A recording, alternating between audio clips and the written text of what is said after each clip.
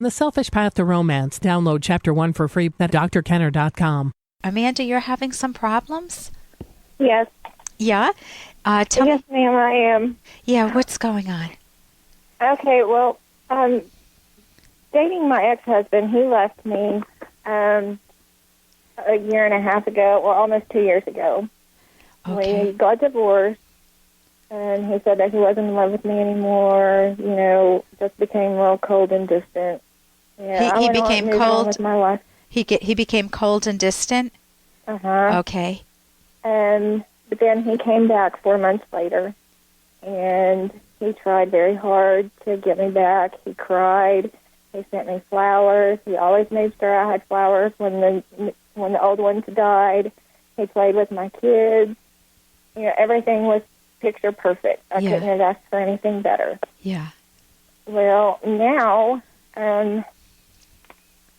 he had a very, very rough childhood. His grandmother wouldn't let him get up and play with all the other kids. He just had to sit down on the couch.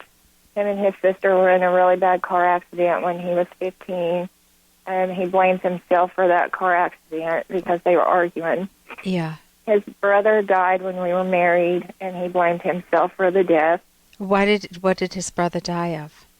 He died in a really bad car accident. And was he driving? Yes. Okay. He was. He was only 15. Okay. He was 15 years old? Yes. Oh, the brother. The brother was 15. Yes, the brother. Okay. Yeah. And so he blamed himself for that death because he said if he would have never moved away from his dad's house, then his brother wouldn't have been bouncing from home to home to home, and he would have had a stable environment because his brother looked up to him. Okay. He's never talked about it. He would cry to me a little bit, but that was all before the divorce. Now, I can't get him to open up. He doesn't talk. He doesn't have any friends to hang out with. He thinks life is boring. He goes to work and comes home. He'll play, his PlayStation. He says when he plays his PlayStation that it feels like he's accomplishing something. Okay, so he's escaping. Yeah. Meaning he's running away from, you're sensing that he's running away from facts. Tell me what you're going through then. You've let him back. This was a man who you divorced, right? Or he divorced you. He left you because he became cold and distant, and that was a year and a half ago. And then he came back into your life 4 months after that, which was how long ago? About a year ago. He came back into your life, and he begged, and he courted you again, sending you flowers and playing with your kids. How old are your kids? They're 12 and 9. Okay, they're not his kids, right? No. But he's decent with them, and now he's back in, but it's like you don't have him there. The man who was so expressive, who shared his inner life with you, has disappeared. You're back together, but for you, it's very lonely because you're alone in a relationship. I'm assuming you didn't remarry, right? No. But basically, we had talked about getting remarried when we first got back together, but now he says that he wants to wait until I finish school because I'm in nursing school. Yeah. And he wants to see how the relationship goes. But the other night we got into a fight, and I told him to leave. Yeah. And he stayed gone for maybe 45 minutes. He took off walking, and then he came back, and we had talked. And that's when I found out that he feels empty inside. And all he feels is anger. He told me that he wanted to punch something until it either broke or he started to bleed because he likes the sight of his own blood because that's how he releases his stress. Has he that's called self-mutilating, if he does something to himself to bleed? Has he done that before? No, not that I know of. I mean, he gets hurt a lot at work. And you think it's what does he do for a career? What does he do at work? He is a technician for a healthcare facility here. He fixes power chairs and wheelchairs and sets up oxygen and stuff for those who need it. Okay, so he's in a healthcare. So here's the picture that I'm getting, and again, we don't have the advantage of him verifying this, so just piecing the picture together as you're saying it. He went through a very rough childhood, very traumatic. So he can play with your kids, but he himself had to sit on a couch. His grandmother forced him to sit on a couch. He has a lot of guilt that he carries and buries away. He plays PlayStation instead of trying to figure out, did he cause the car accident by arguing?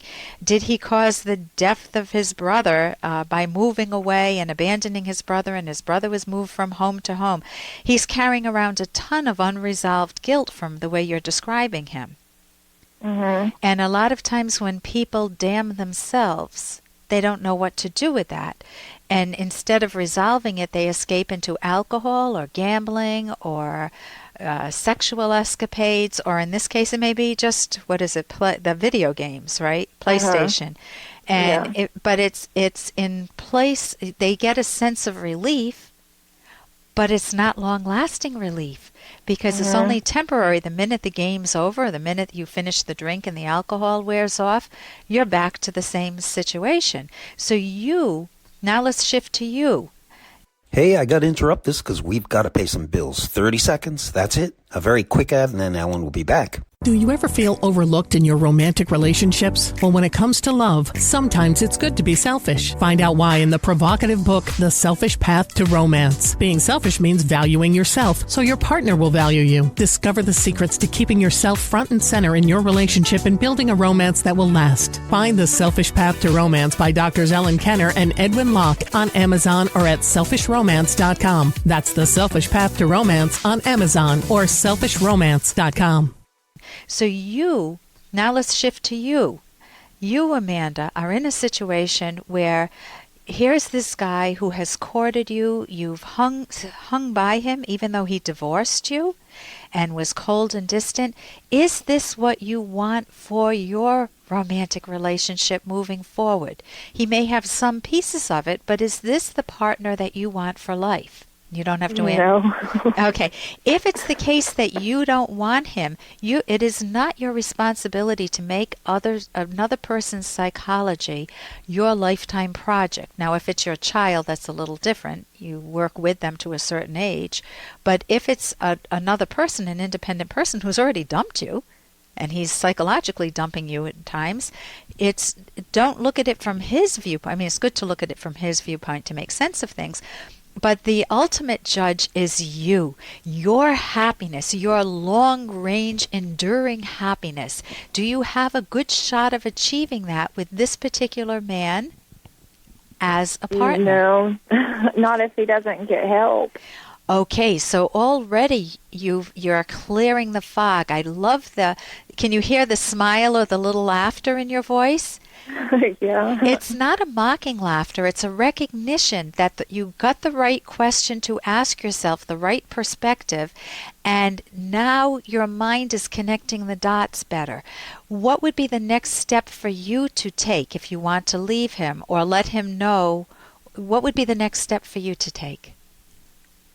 I just have to make the decision to, get him out. Yeah. So that I can move forward and be successful with my life and my children. Yeah. Now, you could get counseling for yourself. You need to prepare your children because they've had him bouncing in and out of their lives. But if you could get some help for yourself, you could go to a cognitive therapist, which I would recommend. You could go to the website Academy of CT for cognitive-therapy.org and find a therapist in your neck of the woods. That, you can get the help for yourself, but your happiness matters. For more Dr. Kenner podcast, go to drkenner.com and please listen to this ad. Here's an excerpt from The Selfish Path to Romance, the Serious Romance Guidebook by clinical psychologist Dr. Ellen Kenner and Dr. Edwin Locke.